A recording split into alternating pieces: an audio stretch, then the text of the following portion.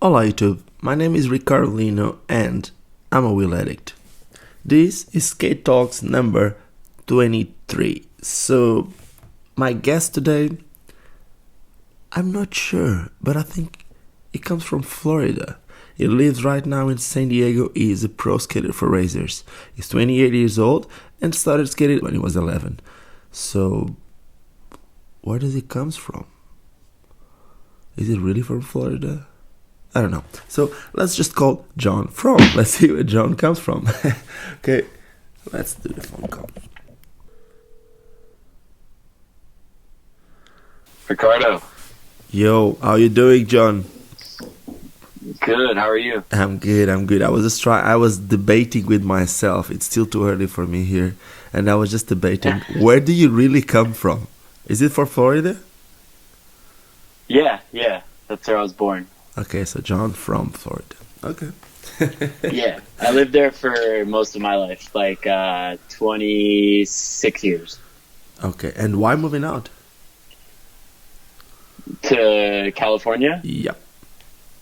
Well, I originally moved to Atlanta. I lived there for a year. I took a job, and then I got promoted at that job, and that's how I got to California. Okay. And you could choose where you wanted to go, or you had to go to, or you chose, or the job was just in California? So the job was in Southern California, and I could pick, like, it was basically between, like, LA, San Diego, Long Beach, like, anywhere in that, like, vicinity, and I just chose San Diego, because I just thought San Diego just kind of called to me, and I don't know, it just made sense at the time. I love San Diego. It's sometimes I feel, man, I don't know. I don't know if the word is sorry. I don't want to say sorry. I feel sad there's not that much as it used to be going up and going down in there. I don't know if that makes sense. Because I guess because the magazines were there and everything, and everyone used to travel always to San Diego, but now it feels like it's a little bit more north. Like it feels like it happens more like in the LA area. And not that much. Definitely. Like I was talking with Russell Day, like I skate with him all the time, and we're like the only two pro skaters in San Diego now. Yeah. That's kind of crazy if you think about it, because it's like the Mecca. Yeah. There was everything. Man, at least two at each session that I used to do in San Diego when I would go to San Diego a few years ago. Right. Anyway. So, when was the last time you were here? It's been a while. I think I've been in California. The last time I went, the last 3 times I went, I think was for riding bikes. For skating, it was. Oh, okay. For skating, I guess the last time was like 2005 or 2006. It's been a while. Oh my God! I did skate the last time that I was there. I stayed with Michelle Stalin. They call him Estrogen. You know the roller skating girl. Yeah, I stayed with her in Long Beach, but I was with roller skates. With inline skate, it was like, I guess it was 2006, something like that. Oh my gosh, wow. Were you skating already in 2006? Yeah, you were. Yeah. No, I started skating in like 01, 02. And, but I mean, I didn't go to California until I was like 17, 18 years old. I went there for the first time. So that wasn't until like 2008 or 9. Okay. Yeah. How did you got into skating? Was skating that big in Florida, or you just started like in your street? How was it? So like at my school, these like kids just kind of were telling me about this skate park. It was called Ramp 48, which is kind of a weird name, but it was like this like indoor skate park. It was like basically they gutted like a supermarket, like an old supermarket, and they built like a skate park inside of it. And but did they shut down the supermarket, or they basically what it was like a old supermarket, and the owner had that that building, and he just leased it out to like this guy who wanted to make a skate park. Okay. And so you can kind of see like the way like all the poles were inside, and then like even in the back it had like the double doors like where like the meat area was and everything. So you could kind of see like it was a grocery store, but the way they set it up was like super cool, and they kind of decked it out, made each little corner, make sense for each section of the skate park. That's So sick. it was cool. How did you say it was called? Let me just Google it. Ramp 48. They're not there anymore. They actually moved the skate park around like 10 years later to like a church. So it's kind of like a strange thing. It like was kind of church funded, but it was like, you know, still a skate park.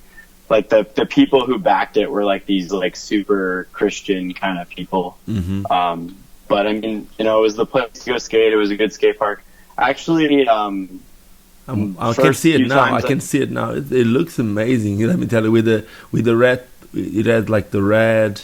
Right, that's the newest part. Like some of that I haven't even skated because I haven't been there in over like 5-6 years, just because I've been in California and other places for so long. Oh yeah, I see the old one had like blue mattresses around.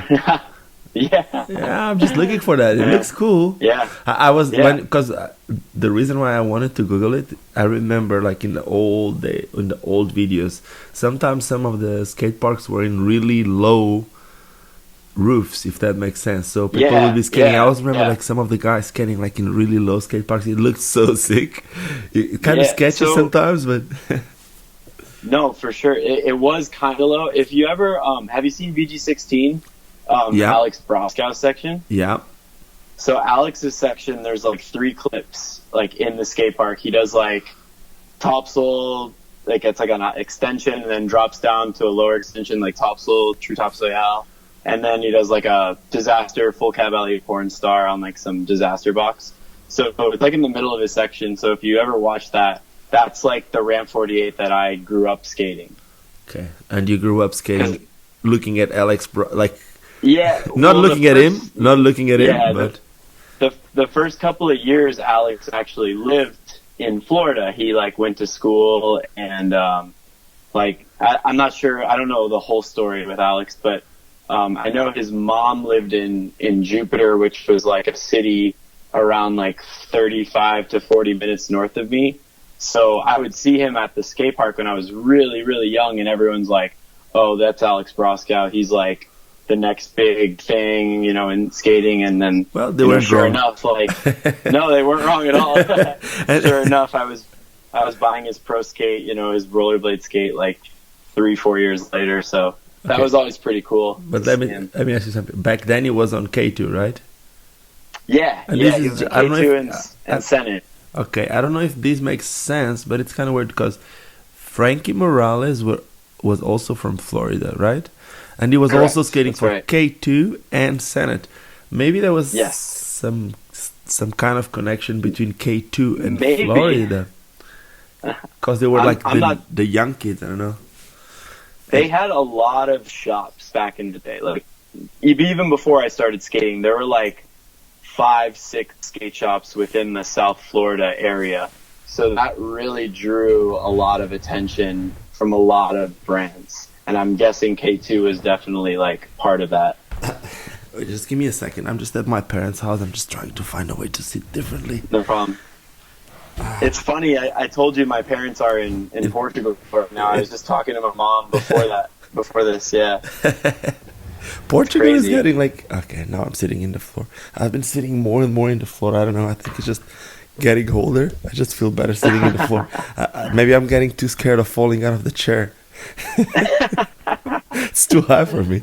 Anyway, so tell me, and how did you go into razors? You were like, oh man, you were in Florida. Did you went to any event or what? How did the whole thing happen? So, man, it's like you have to go back like before I was on razors, which I used to ride for Valo. So that was like my first skate sponsor. So I got like it's kind of fuzzy, but basically what happened was I went to a Bitter Cold Showdown in like I think it was 2007 or 2008, and I won the qualifier or whatever. Basically the event that gets you into the Pro-Am contest. Okay, you won the AM thing, whatever. Yeah, well, they didn't have like an AM contest. They just had they called it like the qualifier. It was like 150 people. It was pretty like It was intense back What then. what other names were there? Come on, just let us know. Few. Like Mike Colliner was in it, Brian Arnold, trying to think, like Sneaky, Jake Dotson. Jake Dotson was there and Sneaky? Yeah. Both of them? Yeah. No, mad props for you. Seriously. Okay. Well, I think Sneaky, no, not Sneaky. Jake was actually, like, he got into the Pro-Am. Like, he didn't have to qualify. But I didn't have a sponsor at the time, so I had to qualify. Okay. But anyways, yeah, I that happened, and I met, do you know Brad and Chad Anthony? Yes. Yeah. So they were, like, skating for this shop. It was called Blue Wallace, a really strange name. And they just got me hooked up with them. And at the time, they already had a shop rider for Razors. And so I couldn't ride for Razors. Like, back then, you needed to have a shop sponsor in order to be on Razors or and for Rams and all that. Let me explain this for some people that don't know. Some shops or some countries would be able to have more riders, but for some people, this is hard to understand, and they're always like, oh, well, why do they have like 10 skaters and then my shop or my country only have one, or sometimes not even enough? Right. Because for companies, it's obviously an investment to have a rider. So if a shop is going to order 1,000 skates instead of 15 pairs of skates, obviously the shop that orders 1,000 skates will have a lot more power, so they will have a lot more they will have the opportunity to support a lot more skaters, obviously, because they also make more money than they can put their own money if they want, which not everyone does, but also because the companies will also want to support what they do, and they see it more as a marketing, obviously.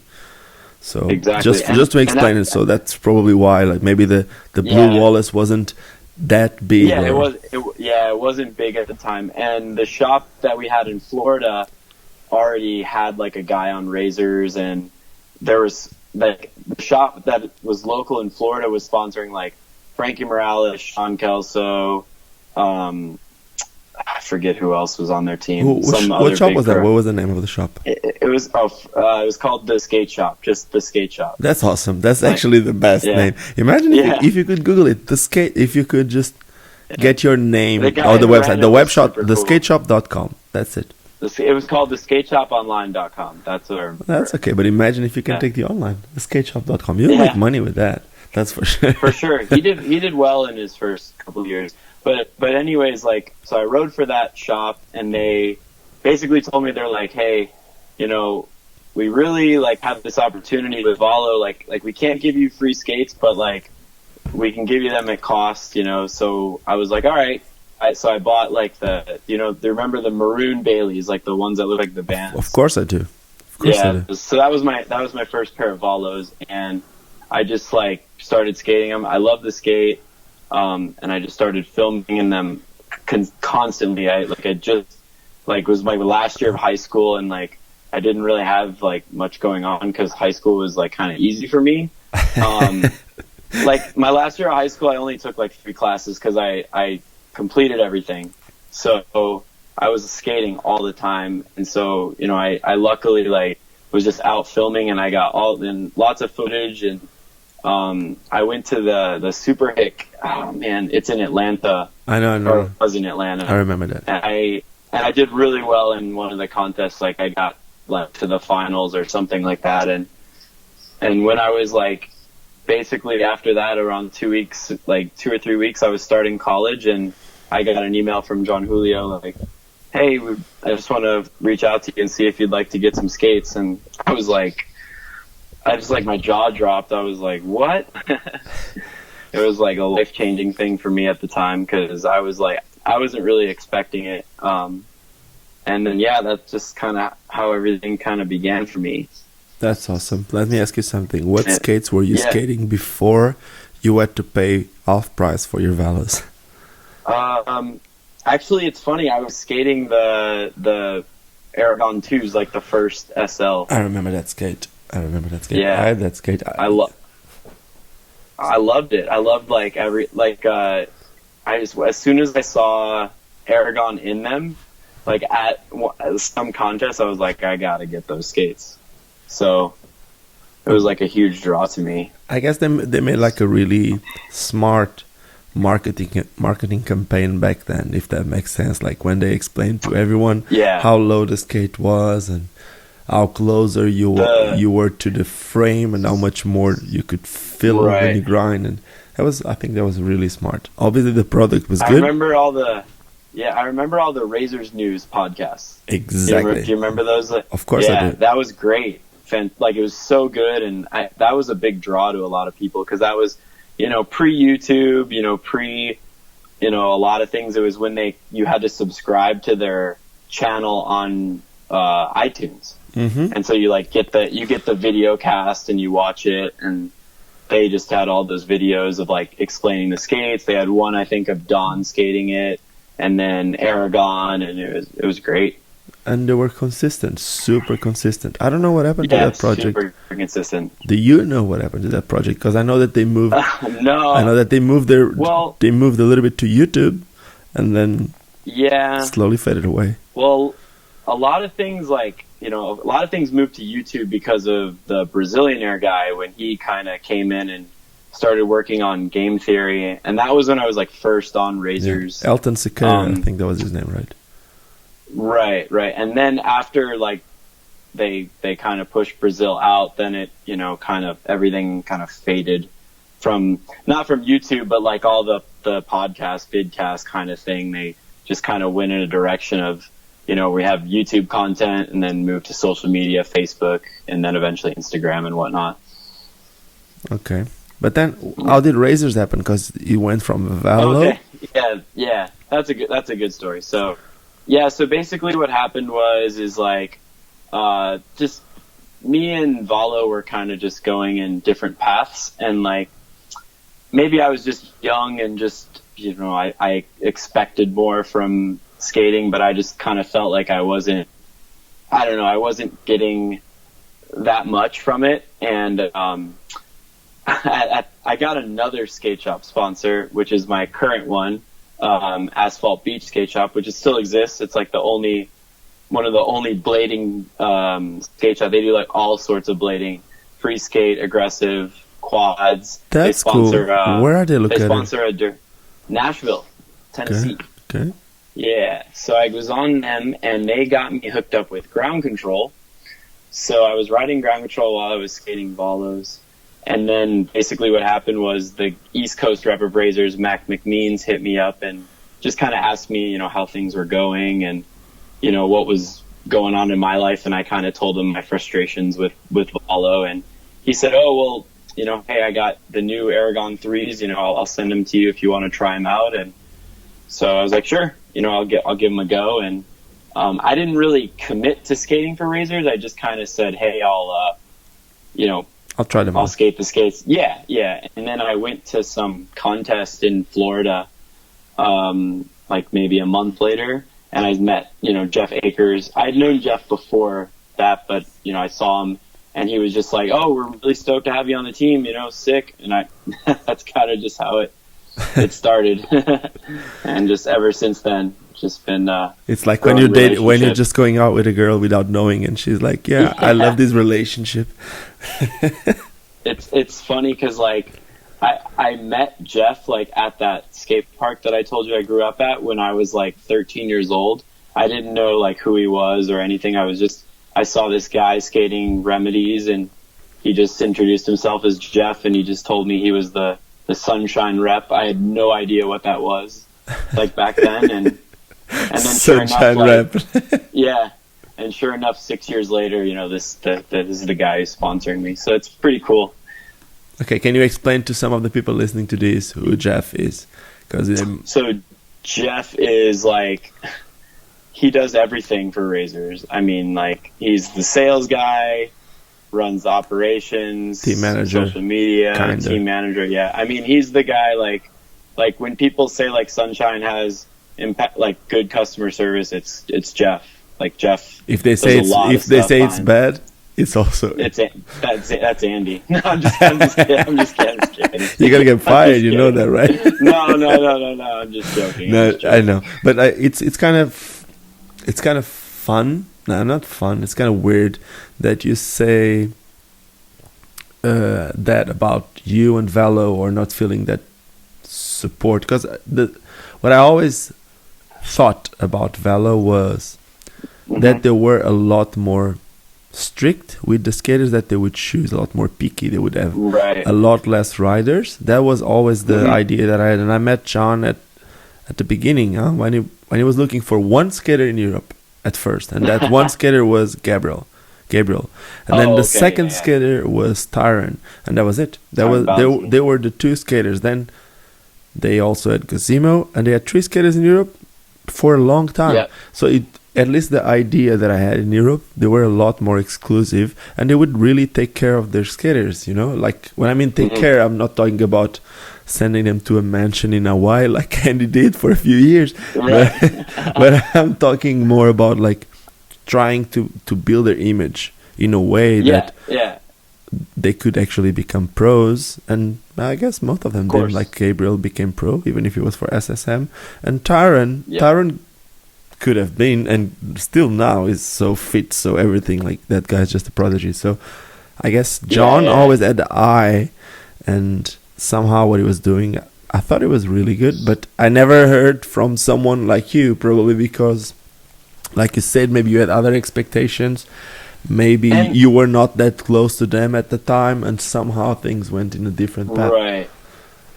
And again, like, it wasn't just like Jon, like, I'm not saying that like Jon was shafting me by all, like, not at all. Like, it was just, I think like it was half of the fact that I was 19 and I thought like, oh, I'm like an up and coming skater, I deserve this. And the other half was Jon was super busy and like didn't have time to like cater to every single person who he was supporting at the time. It was tough for him because he was juggling so much. And so basically it was just a mutual, hey, like, I'm just going to go my own way. Like, I wasn't upset or anything. I thanked him for everything. I actually, when I was at Winter Clash this past year, I thanked him, because with Valo going out and him starting them, I wanted to just thank him because, he gave me my first shot in skating. So I'm always like forever grateful for that extra boost. That extra boost that most of the times we're not expecting it to happen. So it's amazing.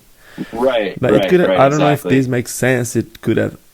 Your style is probably also a little bit different of what he was trying, because not always, but over the last few years, Valo kind of went like to that skateboarding image. And I wouldn't say that you went that way. You went your own way, which I totally see your image, your way of skating, your style of skating way more on the company that you are right now than Valo. So I kind of think you fit a lot better in that company. I really do. More like the spinning tricks, and it's a different style, and it's I guess it's normal. It's just like in every other action sport. They tend to have, like, companies tend to have their teams kind of like a family or same of style. Course. I don't know, like when you, of course, when I think this happened a little bit with USD before, when they tried to have a little bit of everything. It got kind of lost, Sometimes it gets lost, and I guess it sometimes even happens with racers when they have. I know for a long time they tried to have like the city hero basically on their side. They would send skates to all the shops. They would have a pro or not a pro, like a guy, and somehow in every country. And then and then you end up having like kind of like a big fruit salad. But at the same time, the pro team, who they choose to be their pros, are more like the same style of skating, which in my opinion makes sense.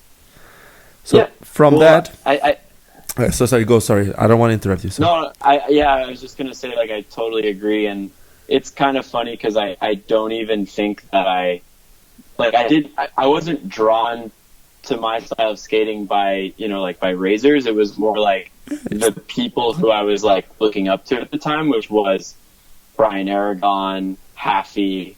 Those style of skaters. So that's kind of, and those guys, they were in like the Sunshine brands, but the brands never kind of drew my skating. It was always, you know, those other guys. Like you said, you grew up going into a skate park. It's also it's actually different. If you would be the kid, like I was also never good in street, but I was never really good in skate park, because if you think, or like even spinning into tricks, I grew up in a really, really tiny town.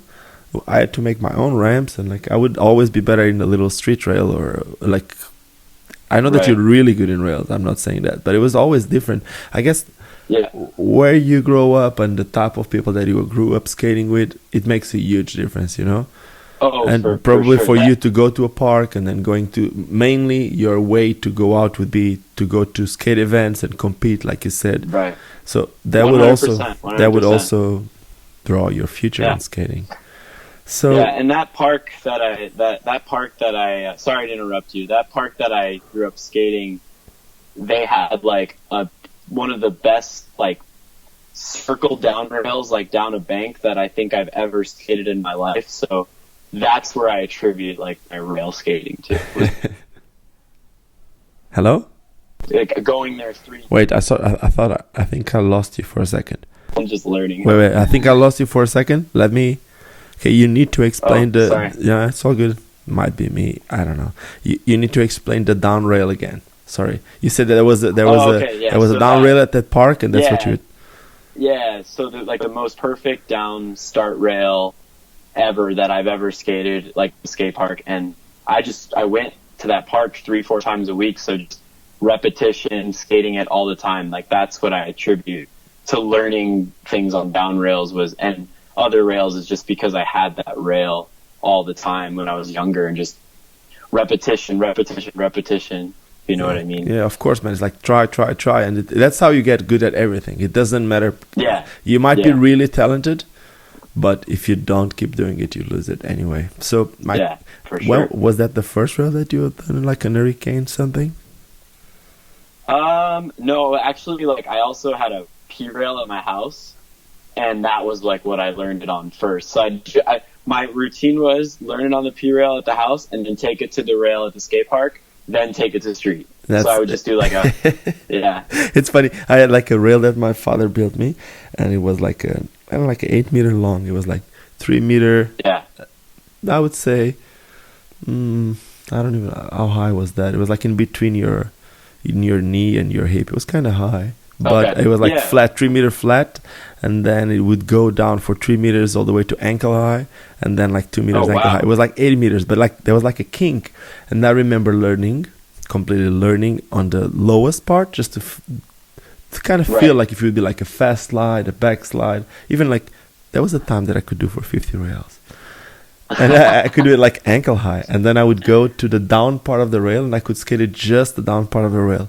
And I remember there was like one of the supports of the rail. I don't know if you say it's support, kind of like the part that goes against the ground and makes the rail stand up. Yeah. And if I could jump before the support to the down part, that was my thing, you know. If I could jump before that support thing into the down part, then that would be the exact same as doing it in the street rail. That was like in my head, you know. And then I could, if I would go to an event, to a skate park or whatever, or street, I could try it. And most of the times that was the closest that I would have been. And I could do some stuff, but I was never the hurricane guy, you know. Like I had like the hurricane sweat stance, or hurricane top mistral, and that was it. I'm done. I don't want to spin. I can't spin anymore.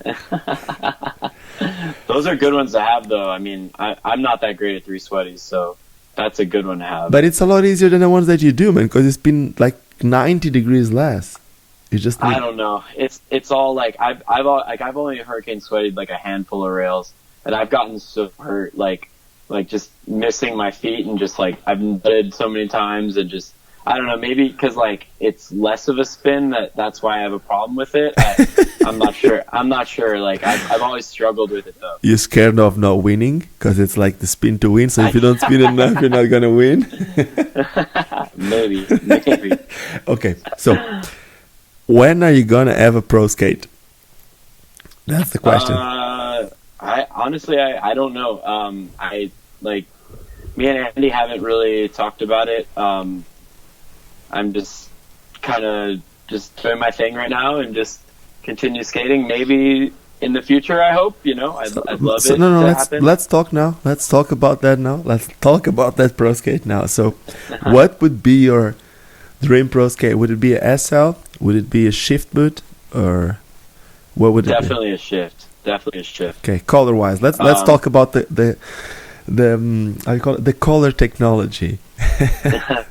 So like, I would love to have like a light gray, like a little lighter than what the Shift 2 has, like, in the gray sole plates, like the boot. Kind of like the Dunkel gray. Remember the Dunkel or the Aragon, yeah, the first Aragons? A little lighter than the first Aragons, like a little bit lighter. It would be almost like the Dunkels. Okay.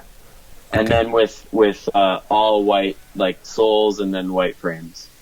Okay, you got it. And wheels? Yeah. Well, it would be probably a sick urethane wheel, because that's what I ride for. 60 and then a rounded 60. So sick is poured by undercover. Yes. So that perfect 60 round profile. That's like my favorite wheel ever. Okay, that's awesome. I love what it. color would your wheel be on that setup? It would probably be white. My first pro wheel was white with like orange, so I would make the other one probably like white with like maybe black and gray accents, just to kind of accentuate the skate, Okay, makes sense to go with the skate. And are you picky with bearings? Would you go anything specific with bearings? Yeah, either the Titan ceramics or the Titan Swiss, one of those. Okay. Do you skate them often? Do you feel the difference with bearings or not really?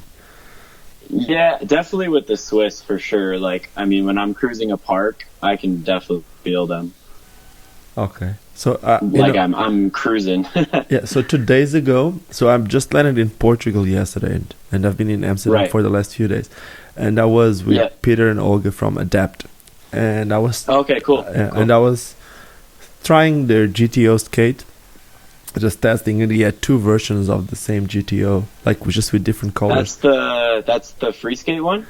Yes, but it's the most expensive skate on the market, and it's that's like the $1,000. It's or whatever. 700, high, almost 800. Yeah, and you'll see it because we made a little. Yeah. We made a little video about it, and according to Peter, they're gonna make a skate that is going to cost more than that from the GTO, and then they're gonna make one even more. So I don't know what they want to do there, but I don't know. It was cool. So I like it. The type of market they're appealing to. But so I tried to skate one of his skates, which was the prototype, and then I tried to skate his own skate, and I felt a huge difference from one to the other. I first thought it was the bearings, but it could also be because one of the skates, it felt like the heel was not that raised. And my question now is like a little bit geeky. I don't know, it's not nothing that anyone did. Did you ever felt, I don't know about you, but for a few years I used to skate with a huge amount of shock absorbers because I was mainly stupid, and I thought if I had a lot more shock absorbers I could jump from the top of the roof of whatever.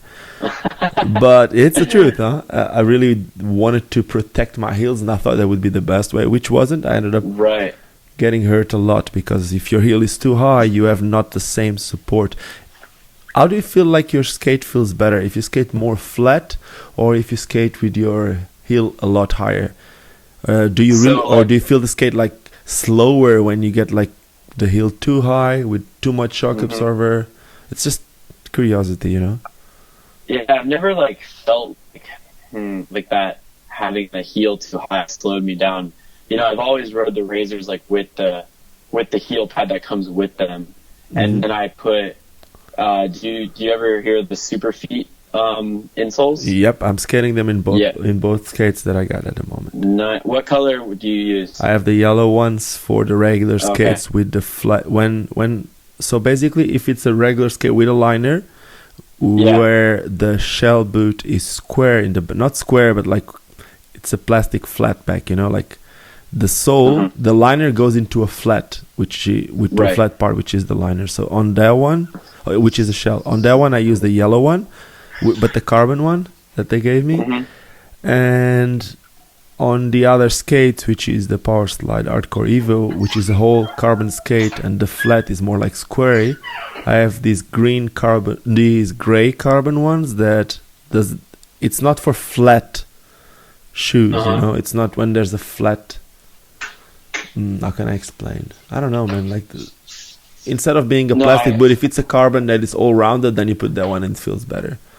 Right. No, I understand. I have they're like green, and I actually got them at a ski shop, and the guy did the whole super feet, it molded the thing to my foot. Yeah, it's awesome, huh? Yeah, they're great. That's honestly, it was a game changer when I did it, because I was having a lot of foot pain with my heels. I don't know why, and then the side of my foot, and I went in I thought maybe I thought the shift maybe wasn't working for me, and then I went in, and the guy looked at me, and he looked at my feet, and he's like, no, you're not getting proper support, it's not the boot at all. And so he custom did all the footbed to me, and ever since then it's amazing. My skates feel like pillows when I put them on. Can I try to explain you why? Basically, I was for 10 minutes with one of the reps from Superfit at ISPO. Oh, nice. And he was trying to explain me exactly what was happening. So basically, a lot of times we want the softest inner sole because, like I just told you, we think it's better for ankle support and we feel like we're on clouds and whatever. It's not how it should be. So basically, of course, this could be also a selling strategy, which makes sense to me if it is or if it's not. Think about it.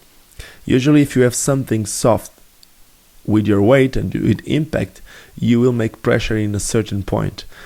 The place that you have to put more pressure, you end up going through the whole insole, and you're gonna end up feeling the pressure coming back from the plastic, like the rebound coming from the hardest part of your skate. But because it's all soft, you can still apply pressure in one place only. With the Superfit insoles, because it's a super hard piece of carbon or even plastic underneath your heel, and it's usually super thin. What we usually think it's the shock absorbing area. It's usually super thin, but it's all all in contact with your foot, and it's all super hard. But whenever you apply pressure, you don't apply pressure in a certain part of your heel, but you apply pressure as a whole in the whole back of your foot, from the foot arc all the way to the back. If there's a piece of pressure, it's distributed by the whole piece. Exactly. And then if underneath the insole, if it has the shape of your boot, then also the insole applies pressure on your skate also as a whole. So that's why there's two important parts in the insole. One is the top, the one that contacts with your foot. You need to find an insole that actually goes around your foot perfectly and shouldn't be too soft.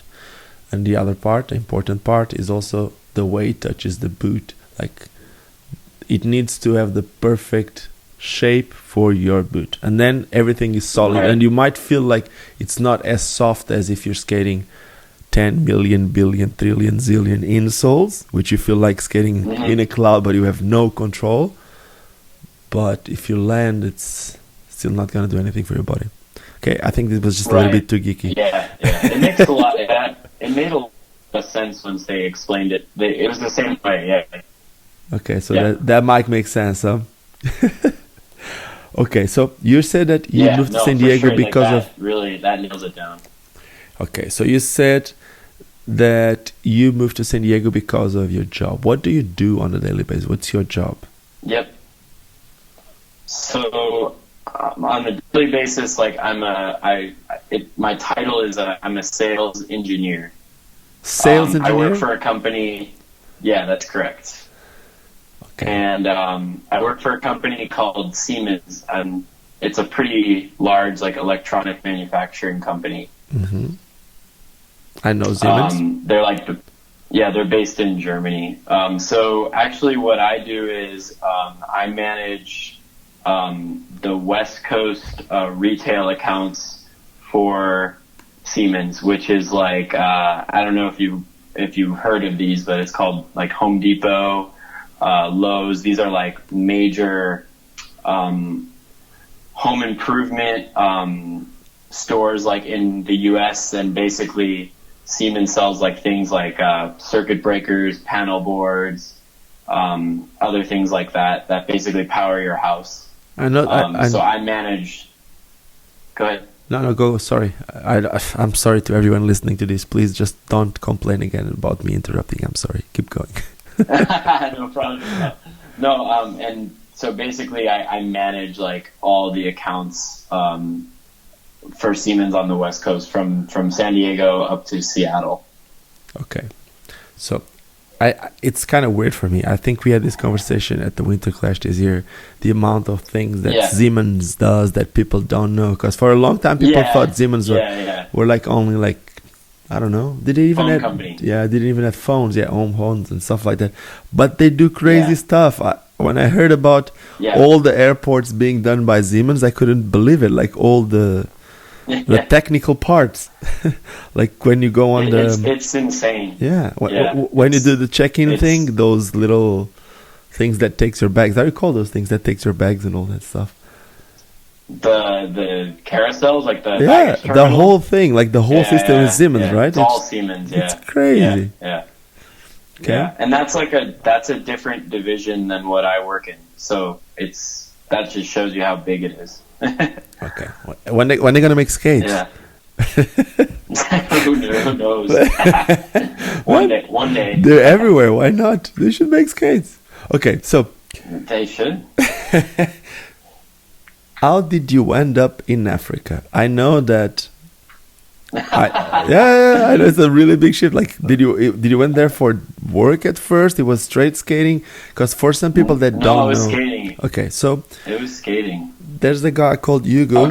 Okay, you want to say it? You can explain it maybe. Okay.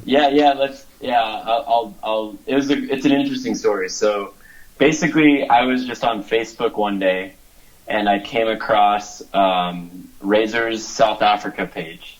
Mm-hmm. And I'm just like, what the fuck is this? Like, I was kind of like laughing about it.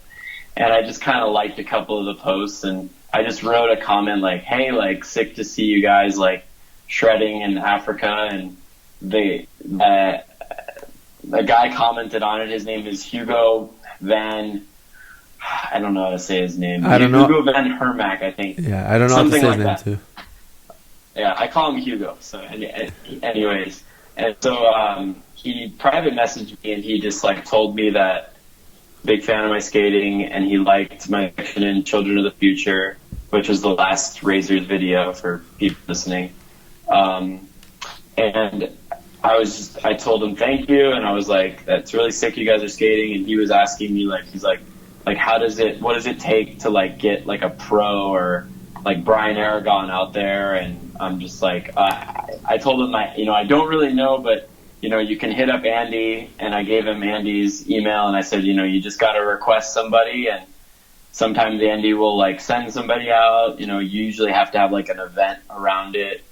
So I kind of explained that to him. And then, so basically like a week and a half later, I got tagged in an email from him to Andy, basically saying that he wanted me to come there and to like skate South Africa, and like he was going to set up a tour, and he was going to have a little local street contest, and all this stuff. And so I was kind of shocked. And then literally the next day, Andy's like, okay, cool, yeah, I'll give him this much, can you cover the rest? And he was like, yeah. And then that was it. I was on my way to South Africa. That's cool. And it got even better because I told my friends, and luckily the flight was like, it was reasonable. It was like, I think it was only like 1,100.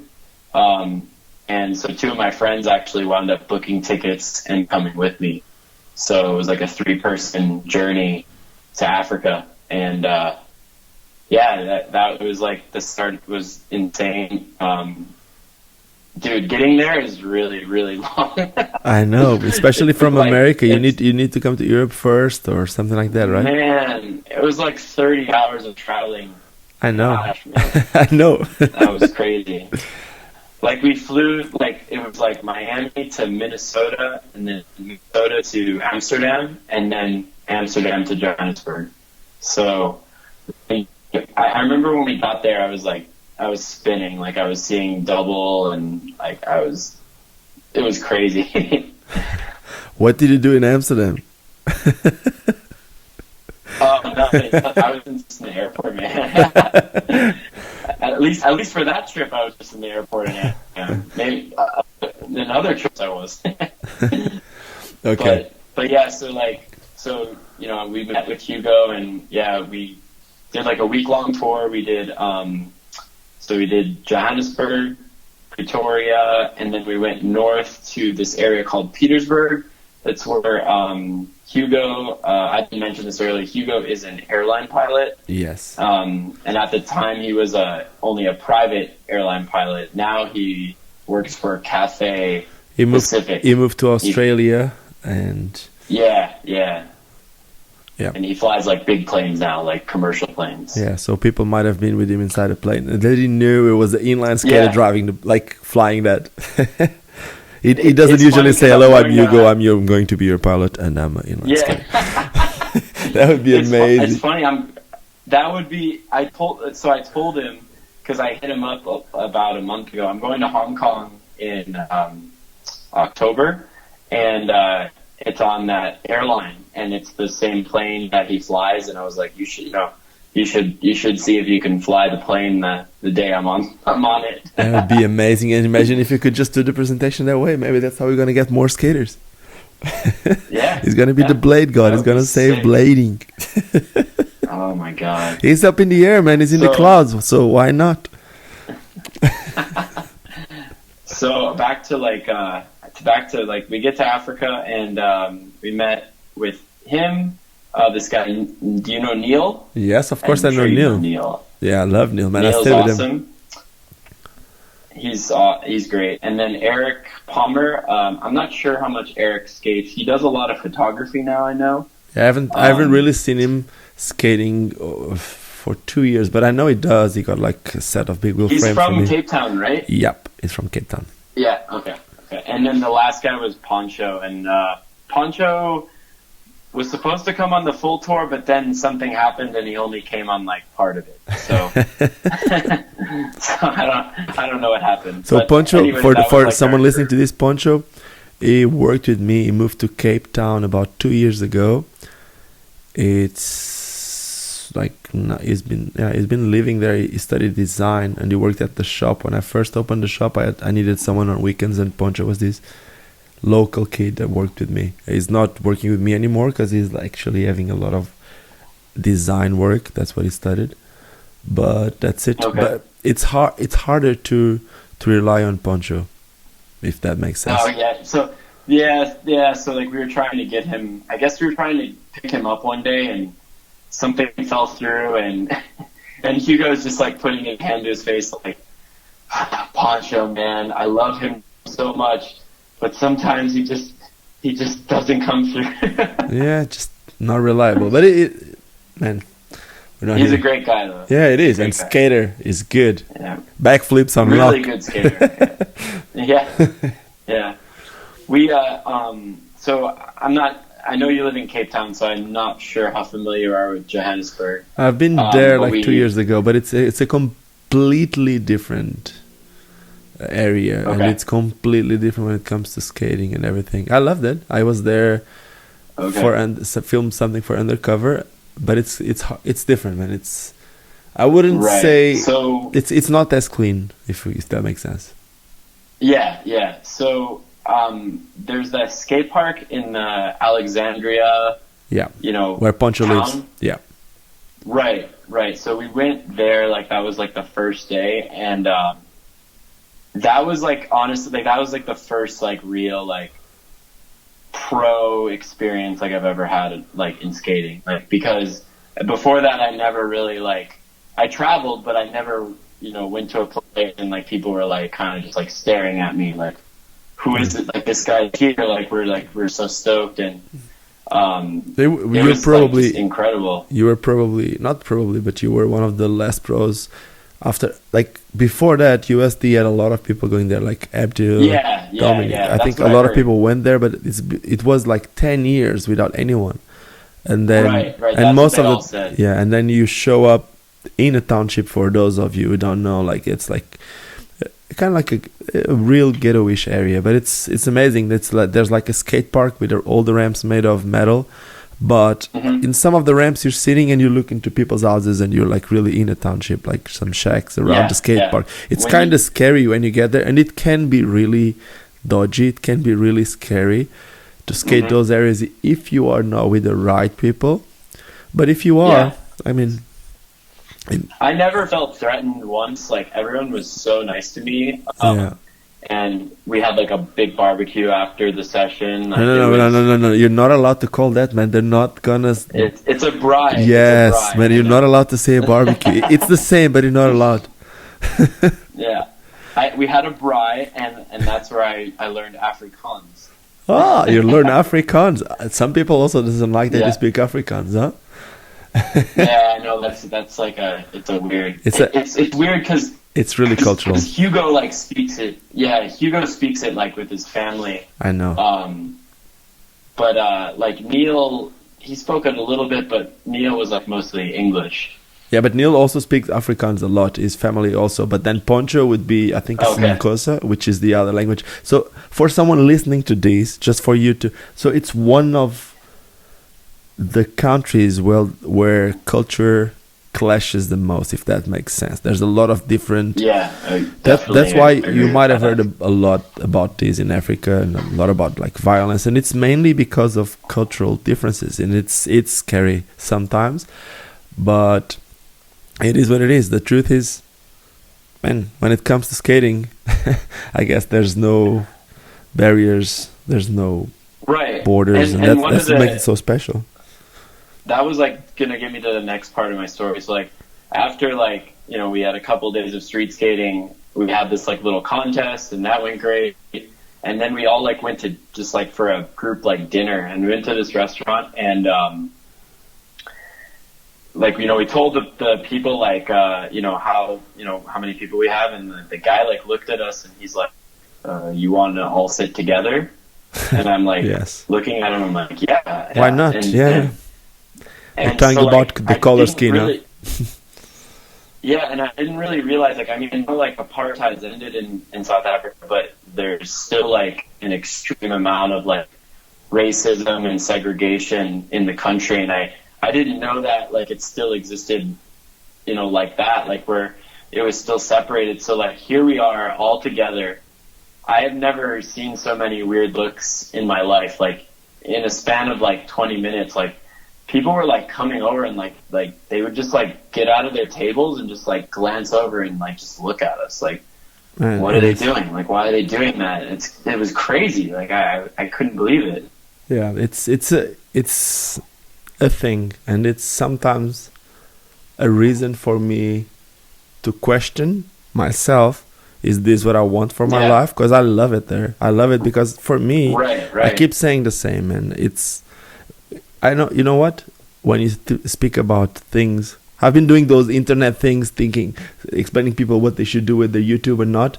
And usually when you speak about politics, when you speak about racism, it's the worst thing that you can do for social media, but that's the way that this is going, so we need to do it. Anyway, I keep saying the same, which is I don't really care if you are blue, yellow, black, it's the exact same for me what language you speak, as long as you have the skill. And the skill can be a lot of things. Can be a skill for a job, can be a skill as a friend, can be a skill as whatever you want, or as whatever you need. If you need someone to beat someone, it's also about the skill. What I'm trying to say here is, as long as you have the skill, you should have the role. It shouldn't have anything to do with anything else. That's it, if that makes sense. And it's something that sometimes it's really, really frustrating, because it was, it's funny because like this was the first trip I've been a lot of places, and this is the first trip in my life in the beginning, like, that I can really say, like, I learned a valuable lesson. Like, it's, you know, if you're a good person, that's all that matters. Like, you know, like, I can connect with you, you know what I mean? Like, and that's the beauty of traveling, you know, you've seen it in all the places you've gone, like, you know, we're all human, you know what I mean? And it's kind of crazy to me that, like, I'm sharing this, like, amazing moment with these guys. Like, they've invited me to their country, you know, I'm enjoying a meal with them, and then we're looked at like we're like outcasts because of because of who's your friend. Oh god, yeah, I know exactly what that is. I felt it a few times. It's horrible. Let me go ahead with it. So, but anyways, no, I just wanted to, like, just share that experience, because, like, I think for a lot of bladers, like, not many bladers have been to Africa. And this is, like, one things I was, like, very excited to talk to you about, is because, I know Montre's been to Angola, you know, and some other guys have been to places like in Morocco and Egypt and things like that, but, like, not many people know how Africa is. So, but that's the thing. It's not like that everywhere in Africa. There's I know. There's places in Africa. It's so diverse. Yeah, there's places in Africa where, yes, the color is always a little bit there. The problem with the skin color, but it's not. I don't know of any other place where it's so extreme as in South Africa. Obviously, because of what happened in the past, but it's not up to me to speak about it. But this was about the exact same time that I first spoke with you. I remember back then when you went there. I have never been in South Africa, and I was just discovering about Africa. So I went to Africa once. I made a little documentary called what was it? I don't remember. Something about African Inline Experience. Right. And then, I remember that. Then I was invited to go to Angola again. And that's when you began the skate park stuff. Yeah, and I was already working for the skate park stuff, but when I went to Angola again, what I thought was I'm going to be there for like 2 weeks, something like that. And I told you, I might have the time, or I might find a way, because I've seen something about you making the tour. And I said, and back then I was also skating with Razor skates. So this Spanish friend of mine is a distributor for Razors, and the company that I was working for, the skate park company, was working in Spain, building skate parks through the Razors distribution. Basically, they were trying to connect. Basically, the Razors distribution in Spain was trying to work with the skate park company, bringing the skates to the country. And at the same time, the Portuguese company that makes skate park was working with the Spanish distributor. Basically, they were trading services or trying to help each other.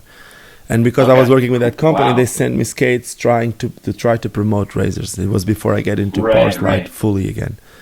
I went to Angola, and I knew that you were in South Africa. So I told you, like, maybe in the end I might find a way to go to South Africa without even knowing what South Africa was all about. And then I looked at tickets. It was a little bit more expensive. That ended up not happening. Funny enough, a few months later, I end up going to South Africa. A year and a half later, I end up living there. It's crazy. It's just like wow. So you were there way before me. Yeah, it's unreal, man. Wow. It is different, but probably if I would have gone to Johannesburg, I wouldn't have moved to South Africa. So that's like now, you know, looking back, like, that's my new goal, is like I want to go to Cape Town now. It's so different. I wouldn't say it's better or worse. I can identify myself a lot more with it. It's actually, geographically, I always say the same. It's the best place where I've been on Earth. It's by far the best place where I've been on Earth. Then socially, sometimes there's some weird things happening, but you learn. Yeah, of course. So you're more than invited. We had this conversation before. Oh yeah, I know we haven't, and I'm gonna try to make this happen sooner than later. Like I just the problem is I keep booking myself with trips, and then I get to the end of the year, and I'm out of PTO from work, so then I can't do anything. Okay, so let's go through the questions. We have a few questions here. We have Mr. Eric, your friend Eric, the photographer, is asking, when is the SA trip edit coming out? Did you film a lot there? Oh my god! Did you film a lot there? Man. Yeah, we released some of the footage.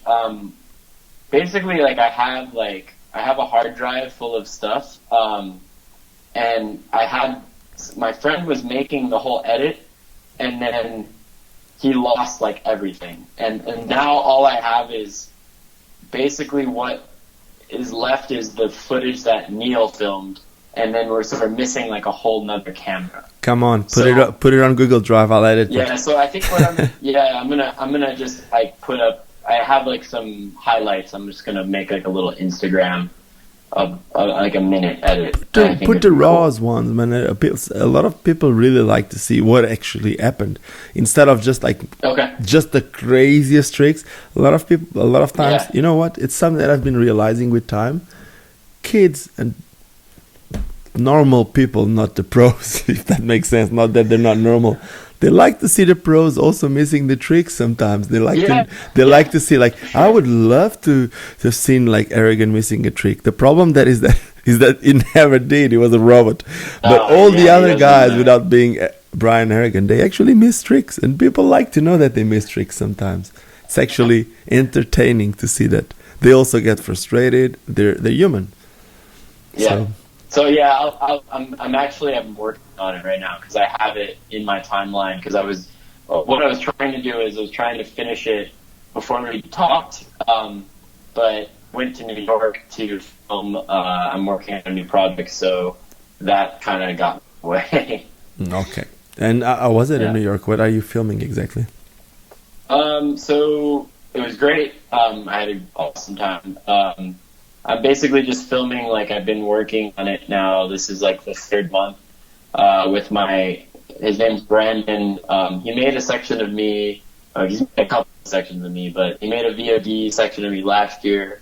And basically we're just working on like, what we're calling it is like a passion project, like just like, basically like it's going to be a year long of me filming, and it's just like, of course, skating, but also like me talking and like kind of going through like what skating means to me and like how much happiness it's brought my life. Like basically not getting into like money or skate industry politics. It's just about the pure, like the friendships, the places it's taken me traveling, like the life lessons, things like that. Like that's kind of what we're portraying in this, like, and like a year long, of me filming, so I'm taking my time with it.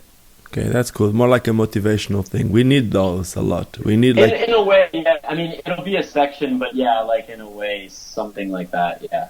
We need that. We need people to understand exactly why someone, which is like you just said, an engineer, sales engineer at Siemens, why does he actually make ways for his trips to get longer to skate? Why does he skate? What does he see in it? People need that. People need to see why, like, people that could actually be going to the Maldives and all that stuff are actually going to South Africa to skate. People need to understand, right?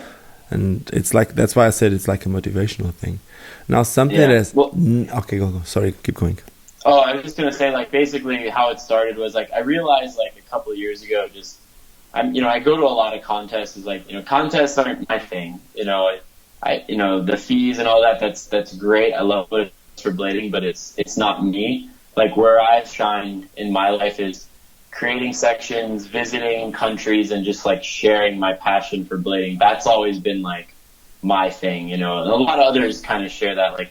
Like Josh Glowicki's really good at that, and Richie is really good at that too. And so like I kind of took my my reins from them. I kind of like learned from those guys and try to make it my own. So like basically that's this year I was like, let's just work on something to showcase like how much skating really means to me, and not really focus on the contest aspect, but more like the passion and the art behind skating.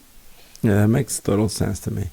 It's like that's what I've been trying to do. Like I don't want to compete. It's my own choice. Yeah, But we need competitions too, because like when kids are starting, you need goals, like everything in life. And sometimes the goal, like the competition, it's the easiest goal, if that makes sense. Yes. Like and competing was great back in the day. You know, not back in the day, but competing is still great. But it's just like it's so intense that like it's just, I think in the past couple of years I've just lost like the motivation to kind of go out and have that intensity, and just kind of now my motivation is like how I do it, how the skating looks, how the filming looks, the portrayal to like anybody, not just rollerbladers, but everybody who's watching me, outsiders, my friends, my family, because at the end of the day, like that's kind of like who we need to start attracting. And the more they understand, the more they like can relate to the passion and like the love of what I'm doing, like the more people I'm able to touch, if that makes sense. Of course it is. It's basically trying to leave a mark somehow. And I always keep saying the same, which is I don't have anything against it. And again, we need those, because that's how people get together. That's how kids want to get better. The competitions are important. But when you win a competition, you are a hero. I keep saying the same. You're a hero for a week. And when you put like a good section, you can be a hero for 5 minutes. No, not that. I'm saying that those 5 minutes or whatever, they stay forever. That's the main difference. Which is like if you do it right, if you film a section, it will always be there. When you usually win a competition, you win that competition that's really strong. That's a really strong moment for you, for the ones around you, like a hero. But then the next weekend there's another event and you're nothing anymore. That's it. When you make like a proper section that you're actually proud, like you just said, you're talking about the children of the future, the Racers video. Some of those, they mark your life way more than winning a competition, because it's something that it's going to be there forever. And that's what I believe that a lot of the skaters with time, they want to do it. I have a conversation with Richie, and he's going to talk with me about the flip video, or about the video he made in Canada that people loved. Or it's easier for skaters when they talk about their past to speak about their video sections, if you speak with a pro, than to speak about, I remember when I won this or when I won that. Unless if it was like IMYTA, that we don't have that many, and there would be like a million videos about it, if there would be one now. But other than that, I think it's going a lot more the other way. It's crazy how like, the video sections, even photos, like, really, like, it's crazy. I still have this image in my brain. I don't know if it was a Daily Bread or it's a BMAG. It's a ad you did. I think it was for USD. You made it for Kaiser. It was a power slide. You're true mizzling like kink ledge rail or something. Old pink. It's crazy, like a old pink or something like that. Yeah. Yes, I think so. And like I still have it fresh in my brain. Like, and so that like touch, like that image kind of like always is stuck with me. You know what I'm saying? So things like that are like really important to me. Like it's so much about like portrayal and expression now that I think that's just what I'm basically trying to get at. I'm just repeating myself. Thank you so much. That was such a weird thing, because that was shot in Stuttgart. And I remember that day I went out with a clip shirt, and it was a pink shirt, and we were like, and I was with a photographer, which is actually still one of my favorite skate photographers. I don't think he works with skating anymore. He was a K2. What's his name? Alex Schneider. I think he was I don't know if he was a skier or a snowboarder. He was pro in Germany for K2. I think he was K2 snowboards. I'm not sure, but his vision was already ahead of his time. That was like early 2000s. And I remember we went out his house, because I stayed with him, and he was like, we need to do something with that shirt. Like because I had like a really, really bright pink. And then we thought, and I was with Mark Moreno, and I don't know who else was it. Tim from Blackjack, Tim Wolf. And we were talking about like doing something in it. And then we ended up realizing there was a kink rail also in Stuttgart that was the exact same pink. So let's do something with it. When we got there, it was starting to rain. So the true Mizu was actually, if you look at it, it was like a really, really bright pink. And then we thought, and I was with Mark Moreno, and I don't know who else was it. Tim from Blackjack, Tim Wolf. And we were talking about like doing something in it. And then we ended up realizing there was a kink rail also in Stuttgart that was the exact same pink. So let's do something with it. When we got there, it was starting to rain. So the true Mizu was actually, if you look at it, was actually done in the rain. There's like you can see the Damn, water. dude. Yeah, it was cool. It's just, I don't think it's nothing crazy. It was mainly like color matching. I'm really bad at kink rails and stuff. Like kink rails have always kind of like in my kryptonite. So that just was like amazing to me. I remember seeing the clip. Was it in clip 2 or 3? Yes, I think it was clip 3. I had like that trick, Clip and three, I okay. had like a rough sweat stance in the intro, something like that. I think that was it, or maybe in the B Do you mag. remember like? Yeah, tell me. I'm going way off topic here with the clip stuff, but like, do you remember how sick like?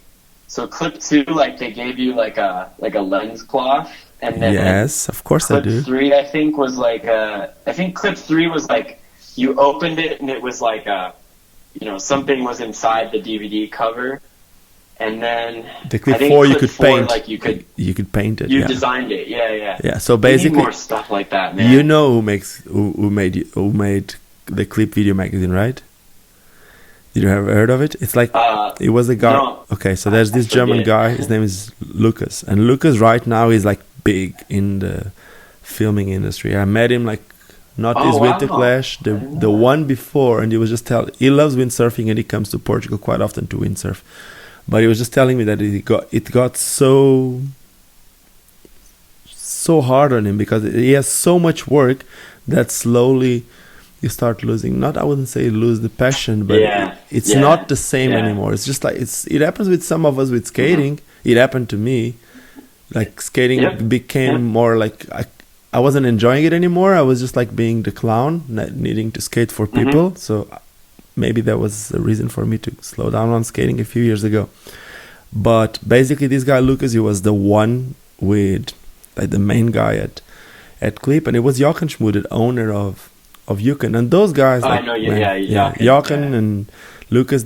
These guys, just their vision and that's why they're successful. The reason why I said that one guy is just right now big in video. Yukon is doing great. They slowly shifted. I even made a video a few days ago. They slowly shifted from a skating clothing brand to a fashion brand, to then go to like a mainly parka, like jackets, and then they made a backpack, and the backpack went great. And right now Yukon is only backpacks, so they focused only on backpacks, and they're like doing amazing. I bought a bag on the airplane, like like those airplane shops, like when you can buy it, they have the catalog on the plane and you can buy. I was just looking at that, and I just found a Yukon bag. I had to buy it. I just had to. No way. Yeah, I had to buy it. I was like, what airline was it? KLM. Do you remember? KLM. But really? Because when I landed, that was the first thing I mailed Jochen Schmude right away. Just bought one of your bags on the airplane. I was so excited. I even made a video, like I told you. Sick. And he even asked me. Damn. And then he asked me, what airplane? Which means that there is more than one. What? That is cool. So what I'm trying to say here is that those guys were already ahead of their time. So yeah, for sure. I just wish we had clip 5 and 6 and 7 and 8, and somehow slowly they shifted. The vision they had just like was, every video like they had something, like whether it was like clip 2 like was like Cosimo and Jonah section, and then clip 3 just I don't know. Clip 2, please don't forget Matthias Auger. That was like. Oh yeah. He has the first section.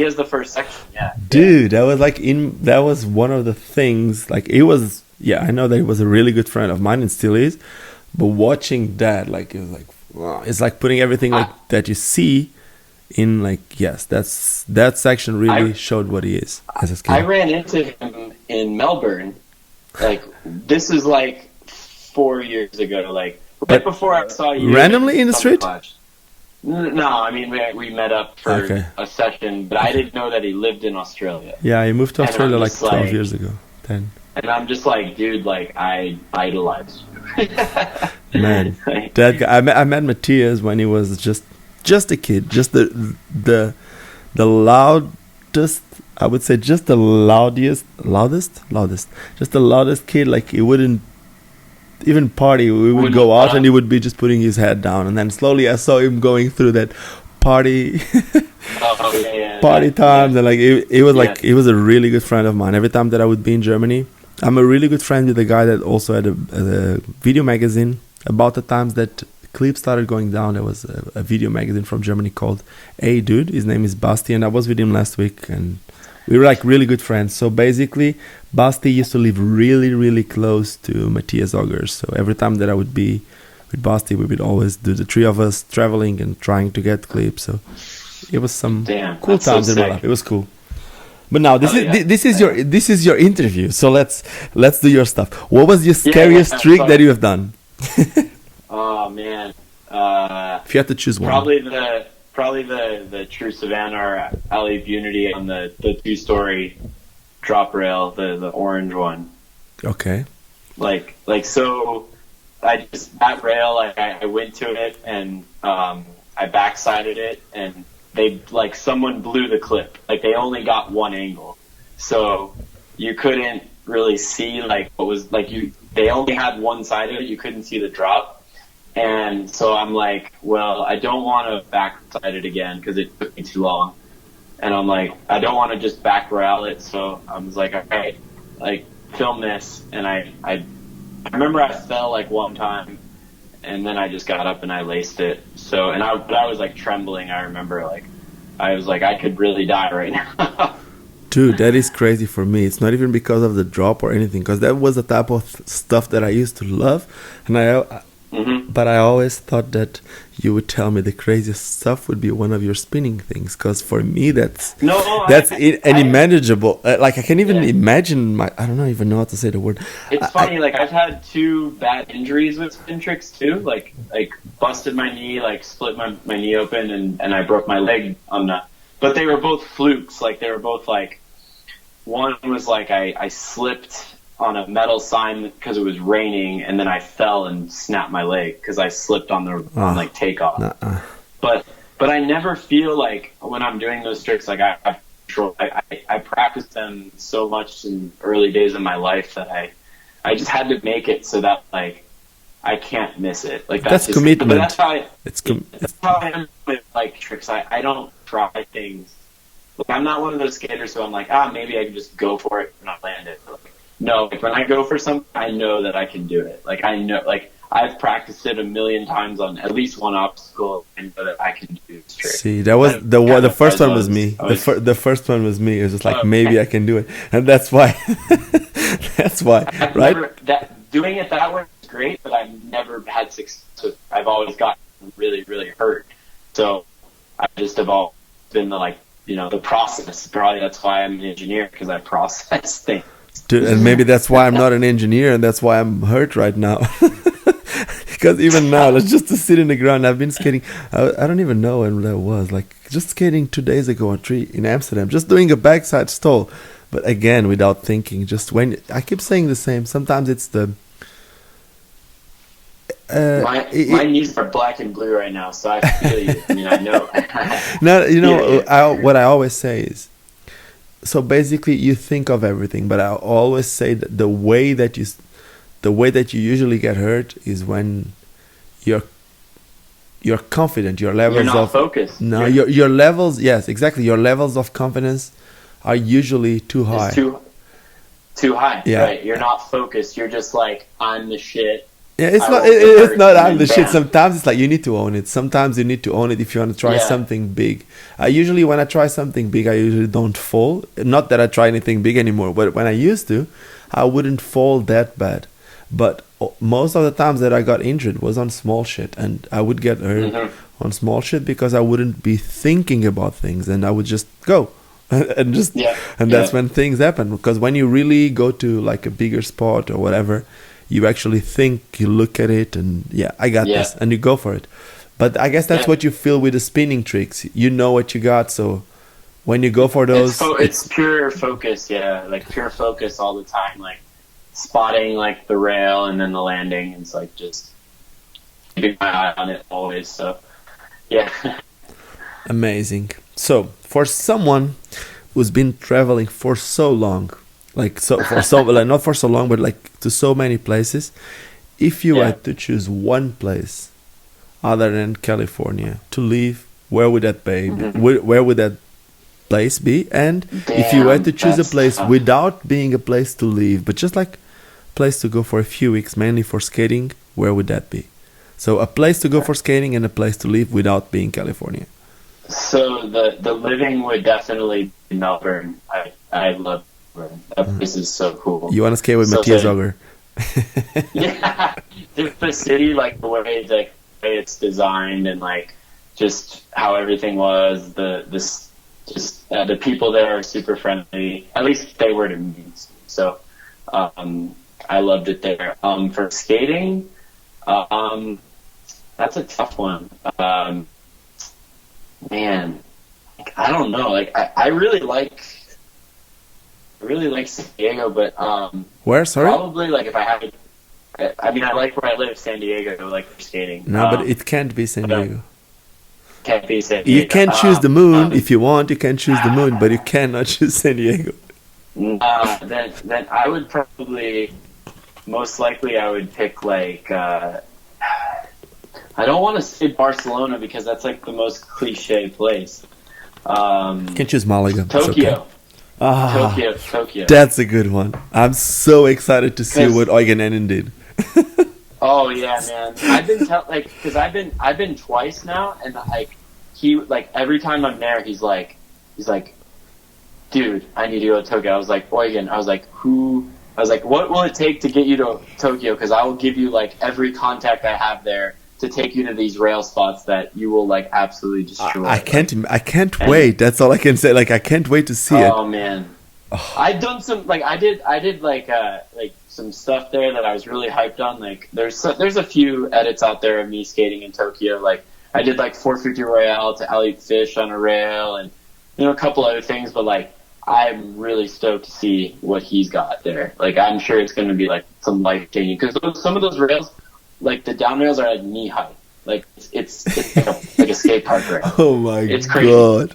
Maybe even I can do rails there then. You would have a blast there. Because I hate You would jumping, man. honestly Like love I just hate jumping. So a knee high rail, I can deal with it.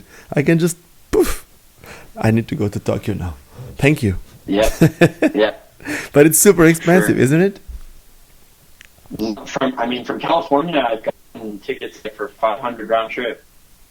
Okay, that's good. And Yeah, then it's what not about bad. being It's there? not bad. Isn't it expensive there? Of course, we live the skater's lifestyle, I know, but Yeah, the metro is a little pricey, like the Tokyo, like the train. But eating wasn't bad. Like I don't recall like spending a crazy. It like wasn't like Dubai or okay. Australia is really expensive too. But yeah, no, like I thought it was relatively well priced. Okay, you said something here that got me thinking. You were talking about the metro, blah blah blah. What about big wheels? Aren't you into big wheels? Do you have the Cosmos? Yeah. Have you been skating? Yes. Well, I don't have the Cosmos. I use my Shift ones, but I have like I have 80s or my 110s, and I have like the Cosmo sole plate too. Mm-hmm. And if Yeah, so I go with my girlfriend a lot. My girlfriend is Cosmos actually. okay, it's And quite she it's loved quite it. different. Like I was speaking with someone. I don't know who was it. 2 or 3 days ago. I don't remember with who. Maybe with Remy, because I stayed with Remy Kadia in Amsterdam. I don't know if it was with him or if it was with someone else. Maybe with a friend from Adrian Basti. Maybe I don't really remember. But we were talking about in some cities the way that you move and how much you need a car. And yeah, it was with Basti. And Basti was saying that one of the things that he didn't like about LA, which is kind of the same in San Diego, is that for you to go from place to place, you always need a car. So basically, the big for wheels sure. wouldn't really make that much of a difference. While if you are in Europe, you can actually just go. In Cape Town, I use the big wheels a lot. I'll go from the shop, which is by the industrial part of the city, like right by the think harbor. for places like at least like LA and San Diego there's so many like big hills, and I'm not talking like San Francisco. Like San Francisco, there's a lot, but it's a close knit city. But everything's spread out, and there's big hills. It's really hard to like free skate to certain places like around San Diego. It just would be very tough, like to climb up some of the hills and then deal with that stuff going down. But But I mean, like around the beaches, like there's tons of people on skates. Like, Yeah, it would be people, more like, something that you do for training or yeah, something like that than actually for transportation in that part of the world. But I do think that in San Francisco, I actually haven't seen enough free skating, because if I always compare the big wheels with the way that people use bikes to commute.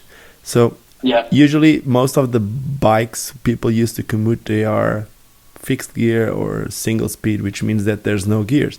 And in San Francisco, most of the people, they go up hills, they go down hills. In skate, it's not for everyone skating in San Francisco, but it would I would love to skate San Francisco again.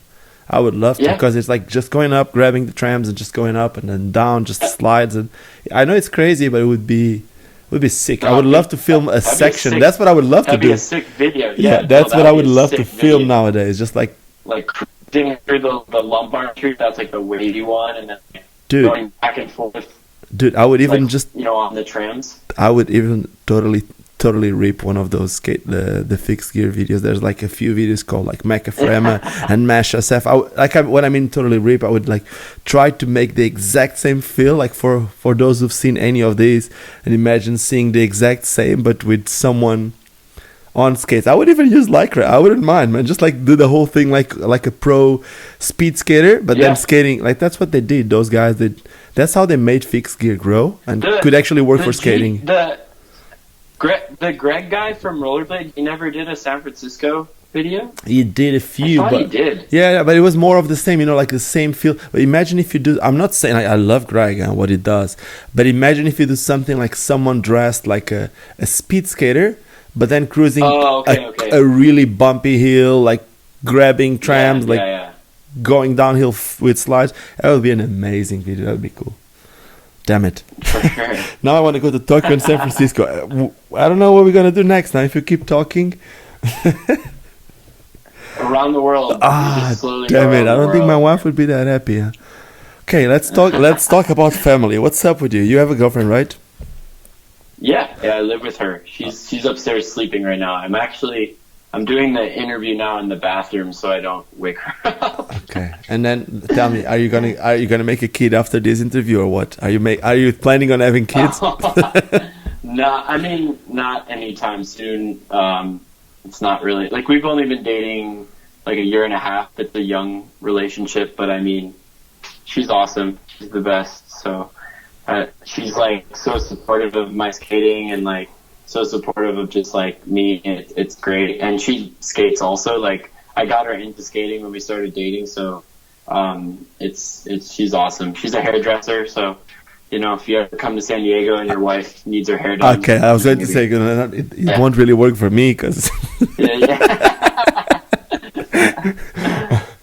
Okay, I might need a barber more than a hairdresser, but for my wife that'd be cool.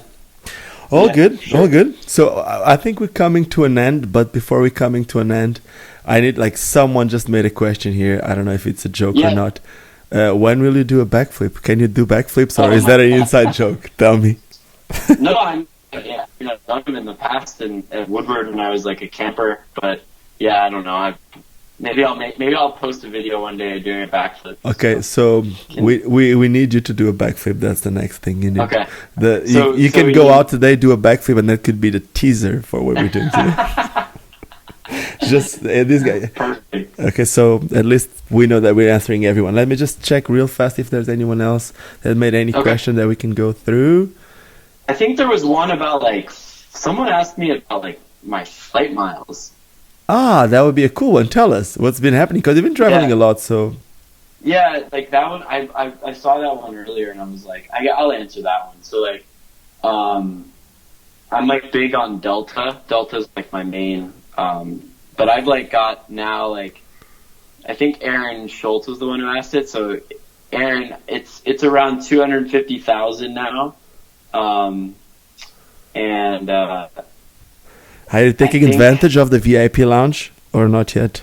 Yeah, actually, me and my girlfriend were just in the Delta Lounge in JFK yesterday, which was pretty cool. It's amazing, man. It's amazing, like, that you have access to everything. It's just, I was talking with Remy about it. It's like, oh, cool. Because food is so expensive at the airport. So if you have access to all that stuff, just cashing free buffet, and then like the bar is free, and then place to like actually relax, and it's great. And my girlfriend has traveled with me like quite a bunch now. Like we went to El Salvador and we went to Europe for Winter Clash, and like when we went to El Salvador, we had like a 10-hour layover in Mexico City, and like having that lounge was like very crucial because our layover was like from 10 p.m. till like 9 a.m. in the morning. So we couldn't really go anywhere in Mexico City. So, we could at least hang out in the lounge, and that was like really beneficial. Yeah, it makes a huge difference that you can even sleep in the couches, which is a little bit better than sleeping with everyone else. Yeah, for sure.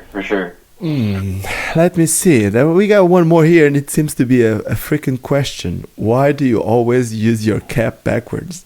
Oh, yeah, I saw that one. So that just goes back to, we were talking earlier about me at that skate park, and so that park required you to wear a helmet. So I grew up always like skating in a helmet at the skate park. And I think basically what happened was I just got so used to like something on my head that I just like started to wear hats. And so I would always wear a hat when I was street skating. And for some reason, I've always hated how I look with a hat forwards. I kind of I don't know why, it just looks awkward on me. So I've just always worn a hat backwards, and like. Did you never use it to the side, more for the E-pop thing? No. I mean, maybe there's a couple of clips like that, but and someone I think asked like if I can't skate without one.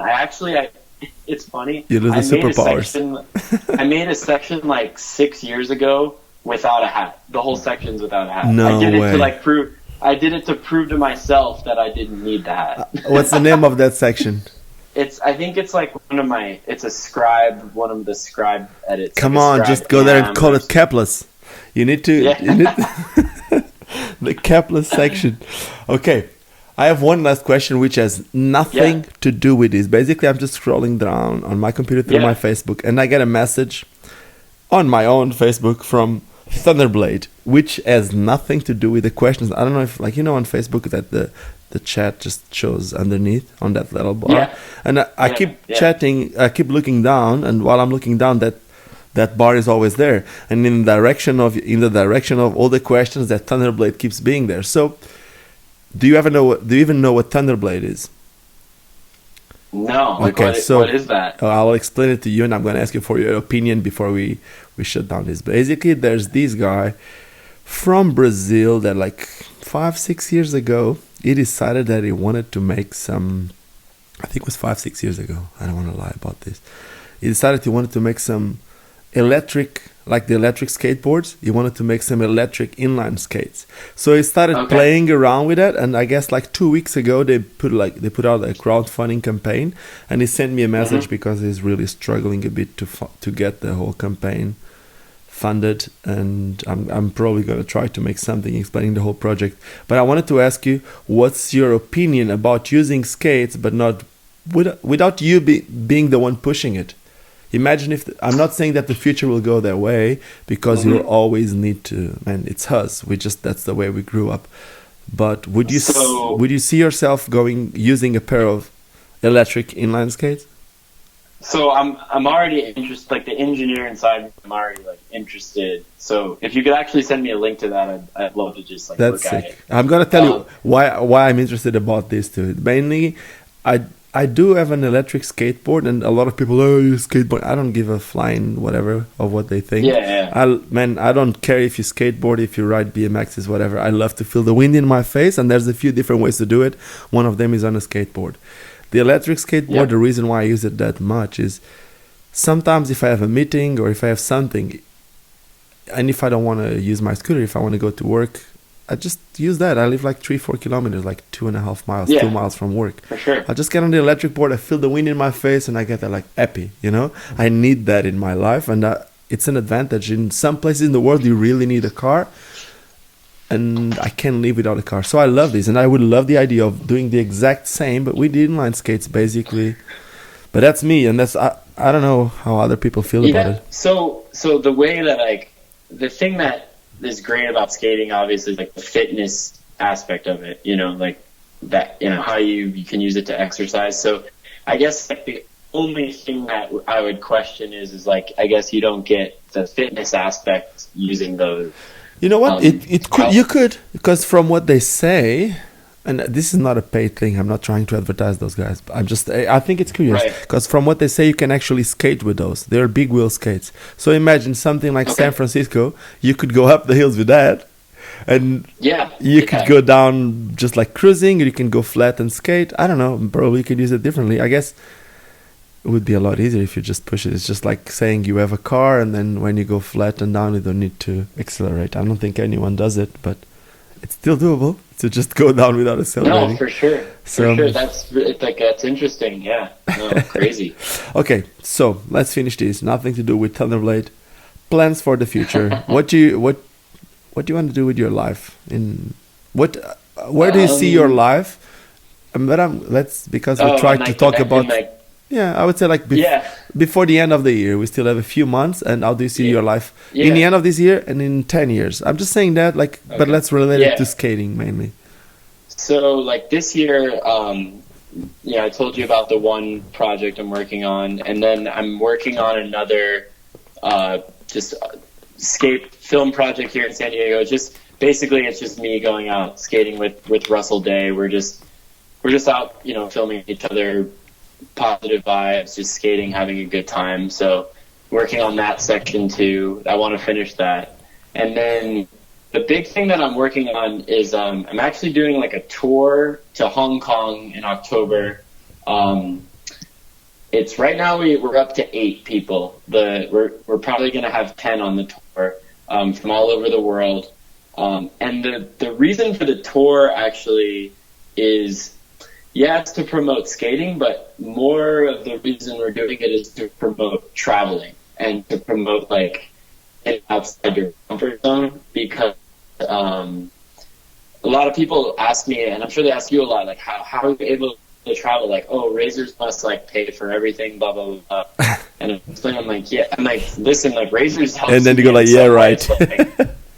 But they don't. There's budgets and some things they're just not able to help me. But the reality is, everybody can travel. You're able to do it. We live in a great time right now. With air travel, flights are very reasonable to a lot of places around the world.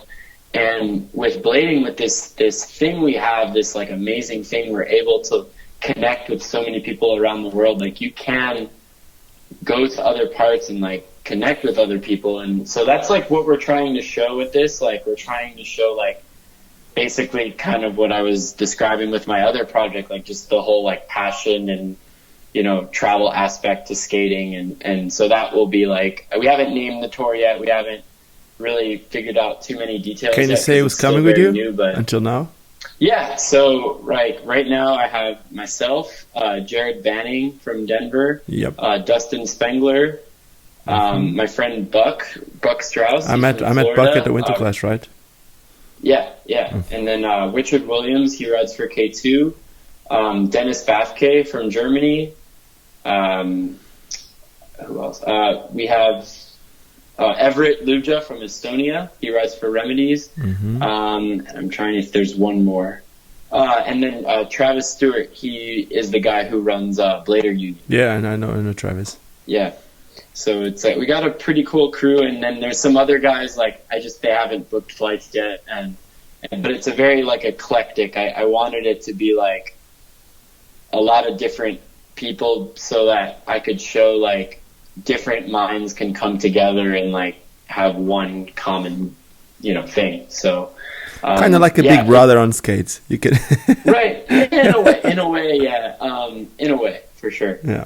People like to see it. And then, so that's and then, obviously Oh no, I just realized while editing this podcast that I didn't record the last minute of the podcast with Jon Fromm.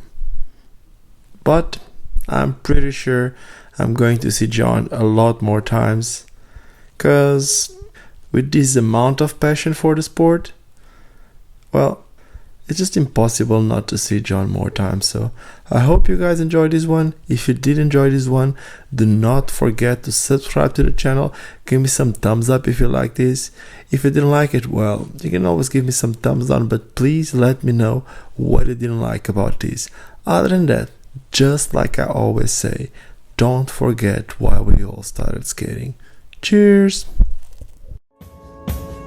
Vou viver